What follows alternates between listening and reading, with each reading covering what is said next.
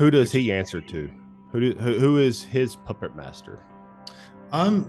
Based on what he wears, as far as the costumes he likes to be photographed in, I would conclude that it's Satan.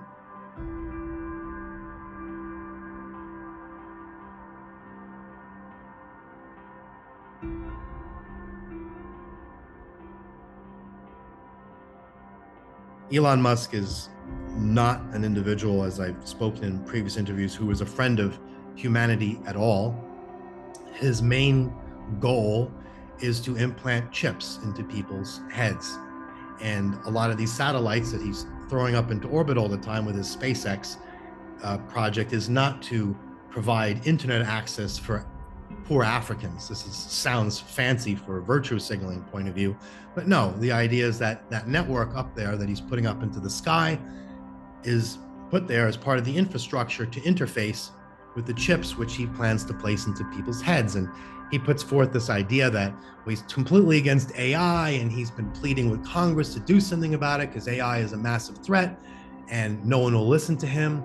So humanity's doomed, and the only hope in his view is that if we put chips in our head, we can interface with the AI, and then AI either won't kill us or repurpose our biological material to use for its purposes.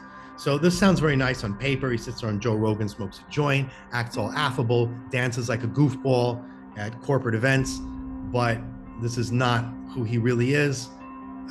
The agenda is to put chips into people's heads because, as I pointed out earlier, many entities can possess humans at will. So if, for example, one was to influence human beings to produce an AI system which would be an affront to creation, there's always the risk of, well, if I interact with this AI myself, I will be compromised by it as well. So how does an alien interact with a dangerous AI without putting himself at risk of being compromised? Well, the answer is, if I put chips into humans' heads, so the human is interacting with the AI and the human being becomes basically a remote terminal for an AI system, then I can possess the human being through this backdoor that Lucifer conveniently created, and I can interact with the AI without being compromised by it. And this is actually what the plan is. Elon Musk may not be fully aware of it. He may not be conscious of who he is being influenced by.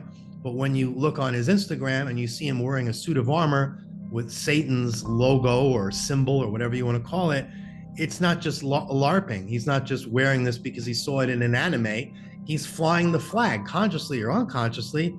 That's what he's doing. And he does not have humanity's best interest at all in his mind or heart. And a lot of people rave about him. Oh, he's so smart. He's so incredible what he does. There's nothing incredible about what he does. He's hybridized, so he has abilities that other people might not have. It's not abnormal for someone like him to be smart like that or to have this IQ. He's engineered to be this way. And most of what he's done that he's taking credit for is not even his real accomplishments. He didn't create the electric car, this is all ridiculousness. So, but people love this sort of narrative because people like to have something to look up to and worship, but it's not going to serve them in the end. So that's why I made the comments I did about Elon Musk. Who does he answer to? Who is his puppet master?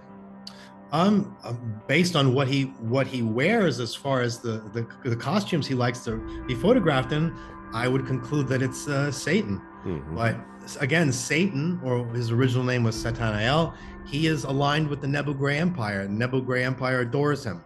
So it's hard to distinguish at a certain point who's who there. So is he being influenced by Satan? Is he being influenced by the Nebu Gray? In the end, it doesn't really matter because the end result is the same, which is it's not in your best interest.